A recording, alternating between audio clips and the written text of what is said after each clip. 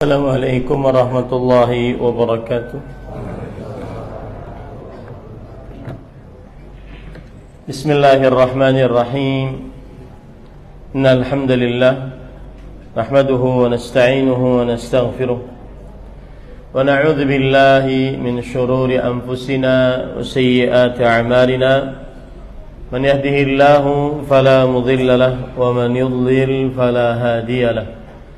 وأشهد أن لا إله إلا الله وحده لا شريك له وأشهد أن محمدا عبده ورسوله يا أيها الذين آمنوا اتقوا الله حق تقاته ولا تموتن إلا وأنتم مسلمون يا أيها الناس اتقوا ربكم الذي خلقكم من نفس واحدة وخلق منها زوجها وبث منهما رجالا كثيرا ونساء واتقوا الله الذي تساءلون به والأرحام إن الله كان عليكم رقيبا يا أيها الذين آمنوا اتقوا الله وقولوا قولا سديدا يصلح لكم أعمالكم ويغفر لكم ذنوبكم ومن يطع الله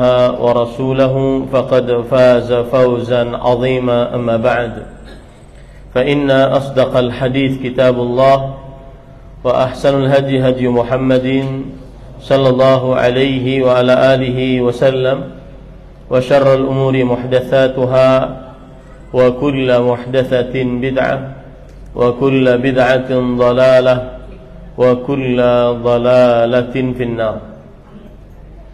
Alhamdulillah, kita bersyukur pada Allah Subhanahu wa taala pada hari ini, hari Jumat malam Sabtu 6 Sya'ban 1445 Hijriah, bertepatan dengan 16 Februari 2024. Kita kembali dimudahkan oleh Allah Subhanahu wa taala untuk duduk bersama di Masjid An-Nur, Antasan Kecil Barat, Banjarmasin, Kalimantan Selatan, dalam sebuah kajian Islam ilmiah.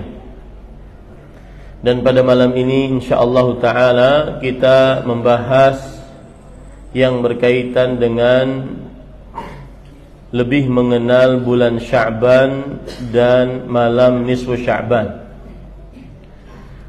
Salawat dan salam semoga selalu Allah berikan kepada Nabi kita Muhammad sallallahu alaihi wa ala alihi wasallam, pada keluarga beliau, para sahabat, serta orang-orang yang mengikuti beliau sampai hari kiamat kelak. Dengan nama-nama Allah yang husna dan sifat-sifatnya yang ulia, kita berdoa, Allahumma inna nas'aluka ilman nafi'an wa rizqan tayyiban wa amalan mutaqabbala, Allahumma amin. Ahibati fillah, afanillah wa iyyakum. Kita sekarang ini di dalam bulan Sya'ban 1445 Hijriah, dan ada beberapa hadis-hadis yang berkaitan dengan bulan Sya'ban. Begitu juga amaliyah-amaliyah yang dikerjakan oleh sebagian kaum muslimin di bulan Sya'ban, terutama nisfu Sya'ban. Oleh karena itu kita ingin belajar tentang hadis-hadis tersebut. Dan sebelumnya saya ingin menyebutkan bahwa poin pertama, Islam adalah agama yang sudah disempurnakan oleh Allah Subhanahu wa taala. Di dalam surah Al-Maidah ayat 3, Allah Subhanahu wa taala berfirman, "Al-yauma akmaltu lakum dinakum wa atmamtu 'alaikum ni'mati wa raditu lakumul Islam dinan." Hari ini kusempurnakan bagi kalian agama kalian, dan kusempurnakan atas kalian nikmatku, dan kuridai bagi kalian Islam sebagai agama. kesempurnaan Islam ini berdasarkan Al-Quran dan juga berdasarkan kesepakatan para sahabat Nabi radhiyallahu anhum.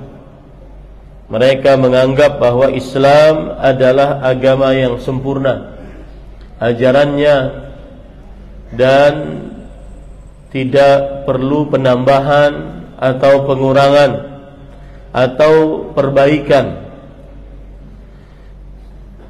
Kemudian poin yang kedua yang harus kita yakini bahwa Nabi kita Muhammad sallallahu alaihi wasallam juga sudah sempurna menyampaikan risalah yang beliau emban dari Allah Subhanahu wa taala. Tidak ada yang beliau sembunyikan sedikit pun dan tidak ada yang beliau dustakan sedikit pun.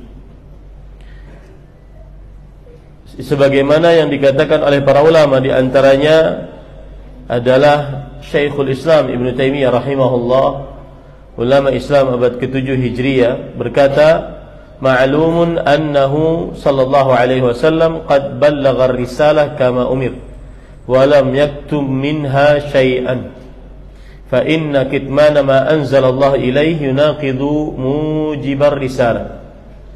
Dan perlu diketahui bahwa Nabi Muhammad sallallahu alaihi wasallam sudah menyampaikan risalah sebagaimana yang diperintahkan oleh Allah Subhanahu wa taala dan tidak menyembunyikan dari risalah itu sedikit pun.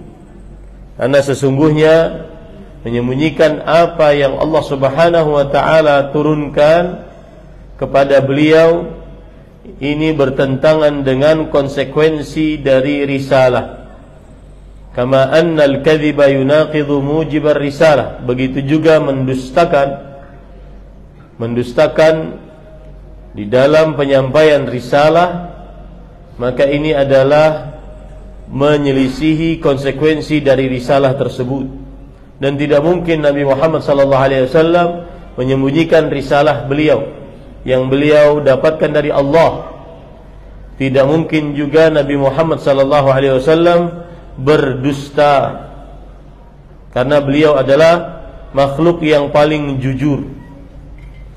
Kemudian poin ketiga yang harus kita pahami dan kita yakini, bahwasanya kita diperintahkan untuk beramal sesuai dengan Al-Quran dan hadis Rasul sallallahu alaihi wasallam, sebagaimana perkataan Imam Asy-Syafi'i rahimahullahu taala yang menyebutkan bahwa kita wajib beramal dan yang menjadi rujukannya adalah Al-Quran dan hadis Rasul sallallahu alaihi wa ala alihi wasallam. Dalil yang menunjukkan akan hal ini adalah Allah Subhanahu wa taala berfirman di dalam surat Ali Imran ayat ke-103, wa'tasimu bihablillahi jami'an wa la tatafarraqu, yang artinya berpegang teguhlah dengan tali Allah seluruhnya, janganlah kalian berpecah belah. Maksudnya adalah kita diperintahkan untuk berkumpul di atas kalimat kebenaran dan berserah diri dengan apa yang diperintahkan oleh Allah Subhanahu wa taala. Apa saja yang ada dalam Al-Quran, itu yang menjadi rujukan kita dalam beramal. Begitu juga hadis Rasul sallallahu alaihi wasallam. Apa saja yang ada dalam hadis Rasul sallallahu alaihi wasallam yang sahih, itulah rujukan kita di dalam beramal. Sebagaimana dalam surat Al-Ahzab ayat 36, wa ma kana lil mu'minin wa la mu'minatin idza qada Allahu wa rasuluhu amran an yakuna lahumul khiyaratu min amrihim wa man ya'si Allaha wa rasulahu faqad dhalla dhalalan mubina. Tidak pantas bagi seorang lelaki beriman atau juga seorang perempuan beriman, jika Allah Subhanahu wa ta'ala dan Rasulnya telah menetapkan sebuah ketetapan, mereka memiliki pilihan dari perkara mereka. Maksud dari ayat ini adalah kalau sudah ada hukum dari Al-Quran, hukum dari hadis Rasul sallallahu alaihi wasallam, maka tidak boleh ragu-ragu mereka menjadikan hukum tersebut sebagai sandaran mereka. Tidak boleh mereka memilih pilihan yang lain. Ini poin yang ketiga. Yang menjadi rujukan di dalam beramal adalah Al-Quran dan hadis Rasul sallallahu alaihi wa ala alihi wasallam. Yang menjadi rujukan dalam beramal Al-Quran dan hadis Rasul sallallahu alaihi wa ala alihi wasallam. Dan ini yang harus kita pegang terus di dalam kehidupan kita. Kenapa demikian? Karena tidak ada rujukan yang paling benar kecuali yang berdasarkan dari Al-Quran dan hadis Rasul sallallahu alaihi wasallam. Coba perhatikan perkataan Imam Asy-Syafi'i rahimahullahu taala di dalam kitab beliau Jima'ul Ilm. Beliau wafat pada tahun 204 Hijriah.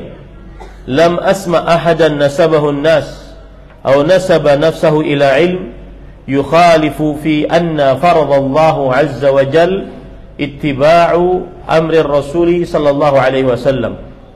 Aku tidak pernah mendengar seseorang yang dinisbatkan oleh manusia atau menisbatkan dirinya kepada ilmu. Maksudnya aku tidak pernah mendengar seorang alim yang dianggap alim oleh manusia, atau dirinya menganggap dirinya alim, menyelisihi bahwa apa yang Allah Subhanahu wa ta'ala wajibkan adalah ittiba'ur Rasul sallallahu alaihi wasallam. Allah hanya mewajibkan kepada kita mengikuti Rasulullah sallallahu alaihi wasallam, tidak lain. Wat taslim li hukmihi, dan berserah diri terhadap keputusan-keputusan yang ditetapkan oleh Rasulullah sallallahu alaihi wasallam. Bi anna Allah azza wa jalla lam yaj'al li ahadin ba'dahu illa ittiba'ah. Allah Subhanahu wa taala tidak pernah menjadikan untuk seorang pun setelah Nabi Muhammad sallallahu alaihi wasallam yang berhak untuk diikuti kecuali wajib mengikuti Nabi Muhammad sallallahu alaihi wasallam. Ingat ini. Ini poin penting dalam beribadah. Tidak ada yang pernah wajib diikuti dari seluruh manusia, derajatnya apapun, kecuali Nabi Muhammad sallallahu alaihi wasallam. Wa annahu la yulzamu qaulun bi kulli halin illa bi kitabillah. Tidak boleh ada yang diwajibkan sebuah ucapan di dalam setiap keadaan kecuali Al-Quranul Karim atau sunnati Rasulih sallallahu alaihi wasallam, atau sunnah Rasul sallallahu alaihi wasallam. Itu yang diwajibkan ucapannya atas setiap manusia. Tidak ada ucapan siapapun yang diwajibkan kepada siapapun kecuali Al-Quran dan hadis Rasul sallallahu alaihi wasallam. Wa anna ma siwahuma tab'un lahuma. Selain Al-Quran dan hadis, mengikuti Al-Quran dan hadis. Wa anna faradallahu alaina wa ala man ba'dana wa qablana fi qabulil khabar an Rasulillah sallallahu alaihi wasallam wahid. Yang artinya, dan bahwa Allah yang kewajiban yang Allah Subhanahu wa taala wajibkan atas kita dan orang-orang setelah kita dan orang-orang sebelum kita adalah menerima dari Rasulullah sallallahu alaihi wasallam saja. Jadi yang menjadi rujukan dalam beramal, yang menjadi pengikut ataupun sandaran yang kita ikuti dalam beramal hanya Rasulullah sallallahu alaihi wasallam. Ini poin penting di dalam kehidupan kita sehari-hari. Dan kemudian yang patut diperhatikan juga bahwa kita diharamkan untuk berbuat bid'ah. Diharamkan untuk berbuat bid'ah. Kenapa? Karena Rasulullah sallallahu alaihi wasallam yang mengharamkannya. Di dalam hadis Rasul sallallahu alaihi wasallam bersabda, "Iyyakum wa muhdatsatil umur." Jauhi oleh kalian perkara yang mengada-ngada. Wa kullu muhdatsatin bid'ah wa kullu bid'atin dhalalah. Wa kullu dhalalatin finnar. Setiap perkara yang mengada-ngada adalah bid'ah, dan setiap perkara bid'ah adalah kesesatan, dan setiap kesesatan tempatnya di dalam neraka Jahannam. Dalam hadis yang diriwayatkan oleh Imam Bukhari dan Muslim, Rasul sallallahu alaihi wasallam bersabda, "Wa syarrul umuri muhdatsatuha wa kullu muhdatsatin bid'ah wa kullu bid'atin dhalalah." Seburuk-buruk perkara adalah yang mengada-ngada dalam agama, dan setiap yang mengada-ngada adalah perbuatan bid'ah, dan setiap bid'ah adalah kesesatan. Kemudian terakhir sebagai pendahuluan adalah kita harus meyakini bahwa Rasulullah sallallahu alaihi wasallam telah menyebutkan tidak ada yang wajib kita ikuti kecuali hadis Rasul sallallahu alaihi wasallam, dan tidak boleh kita menyebarkan hadis-hadis yang palsu yang tidak boleh disandarkan kepada Rasulullah sallallahu alaihi wasallam. Terutama di bulan Sya'ban, terutama nisfu Sya'ban, tidak boleh seasalnya menyebarkan hadis Rasul sallallahu alaihi wasallam yang kita tidak tahu apakah itu hadis sahih ataukah itu hadis yang tidak sahih, apalagi hadis yang palsu. Karena Rasul sallallahu alaihi wasallam bersabda dalam hadis yang diriwayatkan oleh Imam Muslim, "Man haddatsa anni bihaditsin yura annahu kadzib fahuwa ahadul kadzibin." Barang siapa yang meriwayatkan dariku sebuah hadis yang dihukumi itu adalah sebuah hadis dusta, maka dia adalah seorang dari tukang dusta. Di dalam hadis yang lain riwayat Imam Bukhari, Rasul sallallahu alaihi wasallam bersabda, "Man kadzaba alayya muta'ammidan falyatabawwa maq'adahu minan nar." Siapa yang berdusta atasku dengan sengaja, maka ambillah tempatnya di dalam neraka. Ini menunjukkan bahwa tidak boleh sembarangan untuk menyebarkan hadis-hadis sebelum dia mengetahui hadis-hadis tersebut adalah hadis-hadis yang sahih. Dan kebanyakan para ulama mengatakan tidak boleh menyebarkan hadis yang lemah kecuali dengan menjelaskan kelemahannya dan dengan tujuan untuk memperingatkan kaum muslimin bahwa hadis tersebut adalah lemah. Ini para ikhwah, beberapa pendahuluan sebelum saya berbicara tentang bulan Sya'ban. Saya ulangi poin yang pertama, bahwasanya kita sebagai seorang muslim meyakini agama kita, agama Islam, ajarannya adalah ajaran yang sempurna. Tidak ada tambahan, tidak ada kekurangan, tidak ada perbaikan. Yang kedua, kita harus meyakini Nabi Muhammad sallallahu alaihi wasallam telah sempurna menyampaikan risalahnya. Tidak ada yang tersisa dari wahyu yang Allah Subhanahu wa taala berikan kecuali sudah disampaikan oleh Rasul sallallahu alaihi wasallam, dan beliau tidak berdusta di dalam penyampaian wahyu beliau. Kemudian yang ketiga, yang menjadi rujukan dalam beramal adalah Al-Quran dan hadis. Tidak ada yang berhak diikuti di dalam perkataan siapapun kecuali perkataan Allah dan hadis Rasulullah sallallahu alaihi wasallam. Tidak ada seorang pun, sampai Abu Bakar As-Siddiq radhiyallahu anhu, tidak bisa kita jadikan sebagai pengikutan yang mutlak. Ittiba'al mutlak lirrasuli sallallahu alaihi wasallam wahdah, mengikuti secara mutlak hanya kepada Rasulullah sallallahu alaihi wasallam. Adapun selain beliau, mungkin saja kita ikuti, mungkin saja kita tidak ikuti. Dan selain perkataan-perkataan selain beliau, siapapun dia, dari mulai sahabat, tabi'in, tabi'ut tabi'in, kemudian para imam, para ulama setelahnya sampai sekarang, perkataan siapapun tidak bisa kita ikuti secara mutlak, dan perkataan orang-orang setelah Rasul sallallahu alaihi wasallam diikuti hanya karena mereka mengikuti Al-Quran dan hadis Rasul sallallahu alaihi wasallam. Kemudian poin selanjutnya yang keempat adalah yaitu seseorang tidak boleh beramal dengan hadis yang tidak boleh beramal dengan perbuatan bid'ah. Kita diharamkan untuk mengerjakan perbuatan-perbuatan bid'ah. Yang kelima, yang terakhir, yaitu tidak boleh seseorang menyebarkan hadis-hadis yang lemah apalagi palsu, karena itu adalah dosa besar. Bapak Ibu saudara-saudari yang dimuliakan oleh Allah Subhanahu wa taala, sekarang saya akan sebutkan beberapa amalan yang disyariatkan di dalam bulan Sya'ban.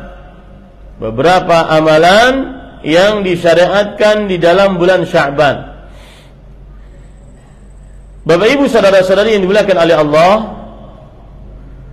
Rasulullah sallallahu alaihi wasallam beliau memperbanyak puasa di bulan Sya'ban. Beliau memperbanyak puasa di bulan Sya'ban. Sebagaimana hadis Rasul sallallahu alaihi wasallam yang diriwayatkan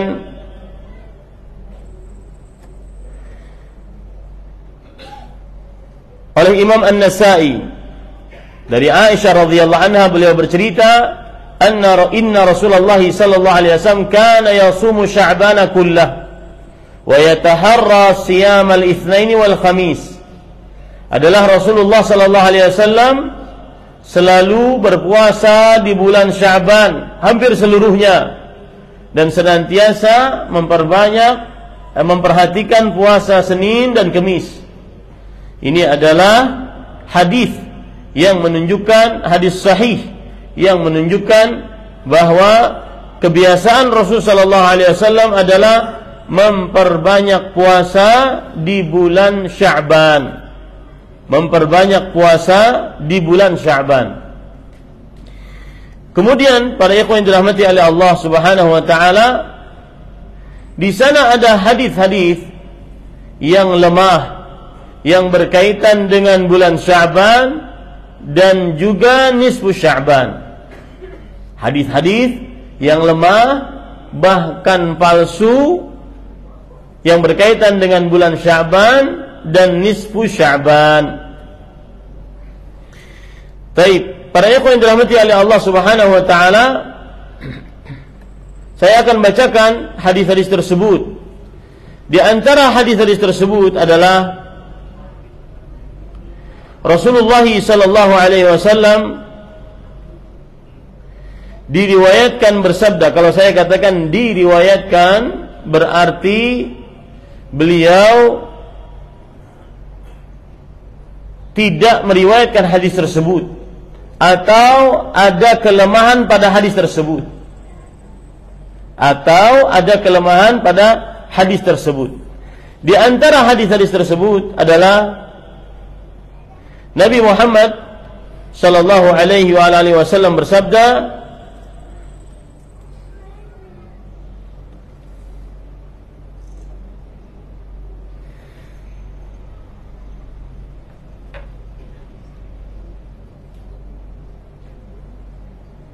sebentar.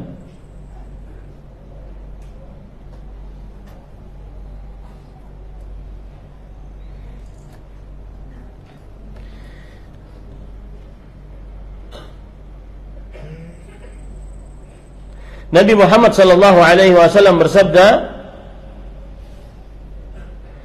dalam hadis dari Attar bin Yasar rahimahullah, lam yakun Rasulullah sallallahu alaihi wasallam fi syahrin aktsara siyaman minhu fi Sya'ban, wa dzalika annahu tunsakhu fihi ajalu man yamutu fi sanah.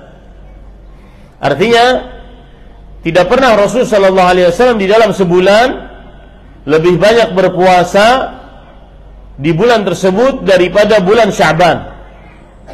Ini menunjukkan bahwa sebagaimana sudah kita sebutkan dalam hadis sahihnya, beliau sangat banyak berpuasa di bulan Sya'ban. Kemudian yang lemahnya adalah lafaz setelahnya, wa dzalika annahu tunsakhu fihi ajalu man yamutu fi sanah. Kenapa demikian? Karena ditulis kembali di dalam bulan Sya'ban ajal-ajal siapa saja yang meninggal di tahun tersebut. Ini hadis lemah, diriwayatkan oleh Imam Ibnu Abi Syaibah rahimahullahu taala. Hadis ini lemah, makanya sebagian ada yang meyakini bahwa di bulan Sya'ban banyak yang mati berdasarkan hadis ini, padahal hadisnya adalah hadis yang lemah. Kemudian hadis yang lemah yang lain, bahkan riwayatnya mungkar. Mungkar itu adalah hadis yang mardud, hadis yang tertolak, karena dia hadis lemah dan menyelisih hadis yang sahih. Dari Abu Hurairah radhiyallahu anhu, beliau bercerita, kana Nabi sallallahu alaihi wasallam yasilu Sya'bana bi Ramadan. Adalah Rasul sallallahu alaihi wasallam menyambung puasa di bulan Sya'ban dengan puasa di bulan Ramadan. Ini juga hadisnya adalah hadis yang mungkar. Sekali lagi, mungkar adalah hadis yang tergolong tertolak. Kenapa? Karena dia hadis yang lemah menyelisih hadis yang sahih. Sudah lemah, kemudian menyelisih hadis yang sahih. Kemudian juga hadis yang lain dari Aisyah radhiyallahu anha, bahwa Aisyah radhiyallahu anha bertanya kepada Rasulullah SAW, ya Rasulullah, ma li ara aktsara siyamika fi Sya'ban.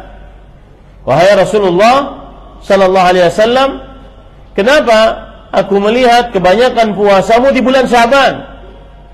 Lalu Rasul sallallahu alaihi wasallam menjawab, ya Aisyah, innahu syahrun yansakhu atau yunsakhu li malakil maut man yuqbad, fa uhibbu alla yunsakh ismi illa wa ana shaim.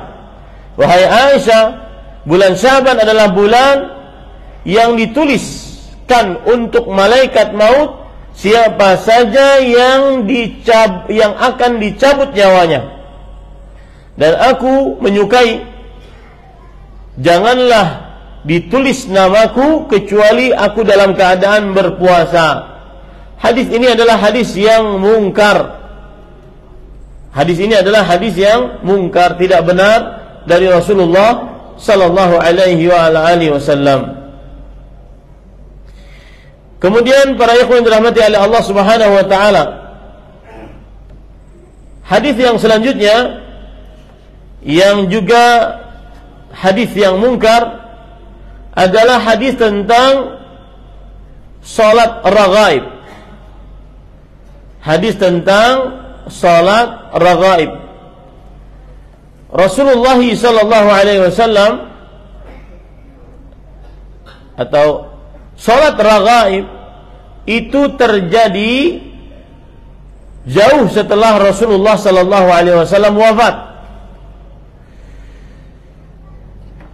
Disebutkan oleh Abu Bakar At-Tartushi rahimahullah di dalam kitab beliau Al-Ba'its ala Inkaril Hawadits. Beliau ini ulama Islam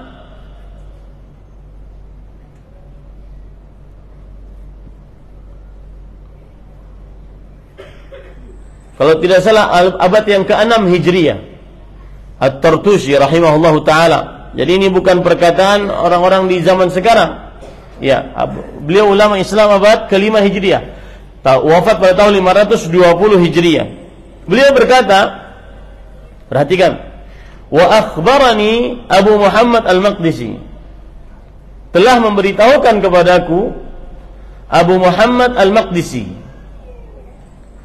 lam yakun indana bi Baitul Maqdis qattu salatul raghaib hadhihi allati tusalla fi Rajab wa Sya'ban. Belum pernah ada kita di Baitul Maqdis di Palestina sana sama sekali salat yang disebut dengan salat raghaib, salat yang dikerjakan di bulan Rajab dan bulan Sya'ban.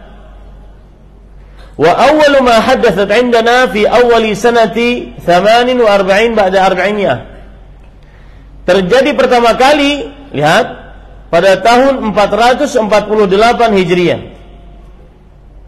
Qadima alaina fi Baitul Maqdis rajulun min Nablus yu'rafu bi ibni Abil Humra. Yang artinya datang kepada kita di Baitul Maqdis, di Masjidil Aqsa di Palestina, seorang lelaki yang berasal dari Nabulsi, dan dia dipanggil dengan Ibnu Abil Hamra. Kana hasanat tilawah. Beliau ini kalau ngaji bagus suaranya. Faqama fa shalla fil Masjidil Aqsa lailatan nisfi Sya'ban. Ya. Lalu beliau bangun salat di Masjidil Aqsa pada malam nisfu Sya'ban. Fa ahrama khalfahu rajul. Lalu setelah itu datang seseorang di belakang beliau, ikut salat bersama beliau. Thumma ndafa ilaihi ma thalith wa rabi' fama khatama illa wa hum fi jama'atin katsirah. Lalu datang yang kedua, datang yang ketiga, datang yang keempat. Tidaklah Ibnu Abil Hamra menyelesaikan salatnya, ternyata di belakangnya sudah banyak orang karena suaranya bagus.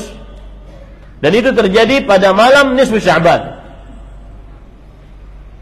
Pertama kali terjadi jauh sepeninggal Rasul sallallahu alaihi wasallam, 448 Hijriah. Wa intasharat as-salatu fil Masjidil Aqsa wa buyutin nas wa manazilihim.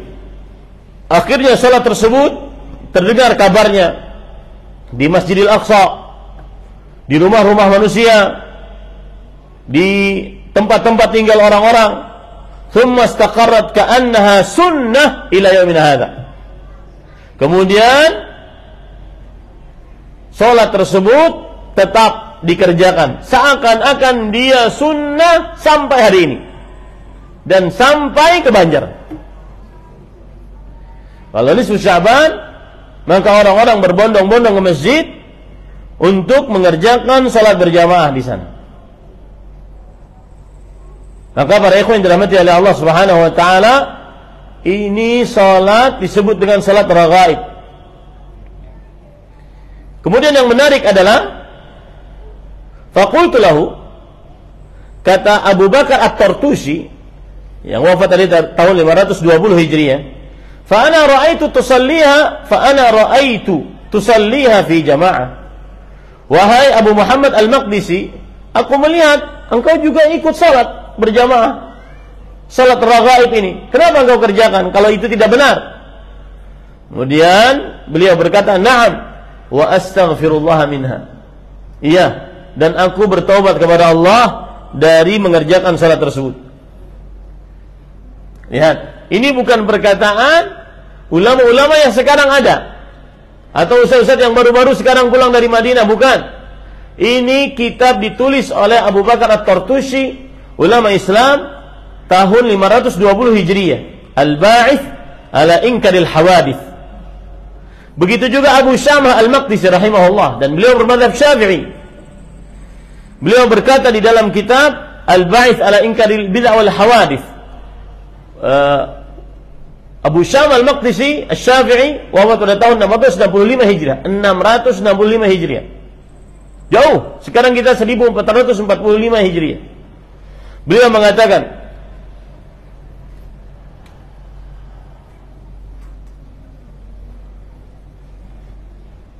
kata beliau bahwasanya hadzal khabar min tariq at-Tartushi bihi, thumma qala qultu Abu Muhammad hadza adhunnu Abdul Aziz bin Ahmad bin Ibrahim al-Maqdisi.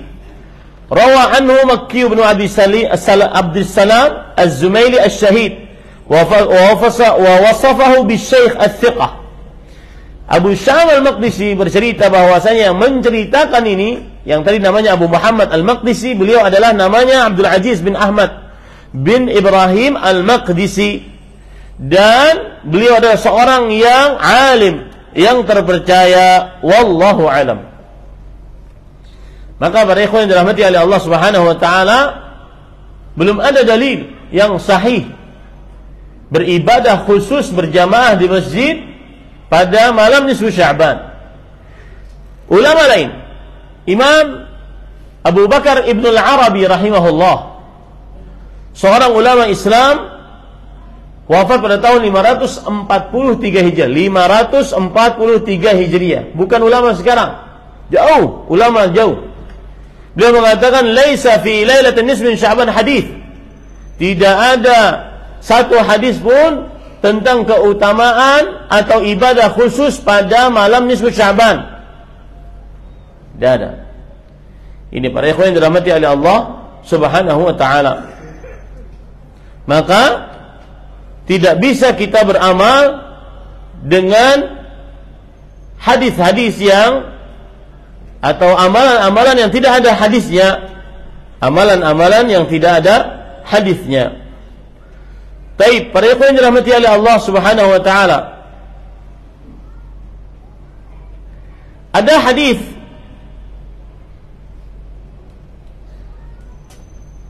tentang malam nisfu Sya'ban, yaitu hadis yang diriwayatkan oleh Imam Ibnu Majah dengan sanadnya sampai kepada Abu Musa al-Asy'ari radhiyallahu an, bahwa Rasul sallallahu alaihi wasallam bersabda, "Innallaha la yattali'u fi lailatin nisfi Sya'ban fayaghfiru li jami'i khalqihi illa li musyrikin aw musyahin." Sesungguhnya Allah Subhanahu wa taala melihat pada malam nisfu Sya'ban kepada hamba-hambanya, lalu Allah mengampuni seluruh makhluknya kecuali dua jenis makhluk. Yang pertama, orang yang musyrik, dan yang kedua, orang yang sedang bertengkar dengan saudaranya. Hadis ini, para ikhwan yang dirahmati oleh Allah Subhanahu wa taala, adalah hadis yang lemah sekali, dhaifun jiddan, hadis yang lemah sekali. Dan ini dilemahkan oleh Imam Ibnul Jauzi rahimahullah dalam kitab Al-Ilal Al-Mutanahiyah, karena di dalamnya terdapat Ibnu Lahiyah, seorang rawi zahibul hadis yang senantiasa meriwayatkan hadis-hadis yang lemah. Dilemahkan juga oleh Al-Busiri di dalam kitab Az-Zawaid karena lemahnya Ibnu Lahiyah. Taib. Kemudian para ikhwan yang dirahmati oleh Allah Subhanahu wa taala, di sana ada hadis lain yang berkaitan dengan nisfu Sya'ban, yaitu hadis dari Al-Wadhin Ibn Atha, "Innallaha tala'a lailatan nisfi Sya'ban fayaghfiru adh-dhunuba li ahli al-ard illa li musyrikin aw musyahid wa lahu fi tilka al-lailah utaqa'u adadu sya'ri musawwaki ghanamin kalb." Sesungguhnya Allah melihat pada malam nisfu Sya'ban, lalu Allah mengampuni dosa-dosa seluruhnya untuk penduduk bumi, kecuali orang musyrik dan orang yang bertengkar.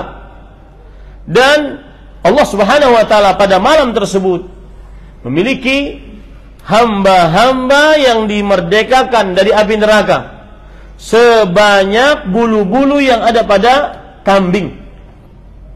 Ini menunjukkan hadis ini keutamaan malam nisfu Sya'ban. Akan tetapi hadis ini juga lemah.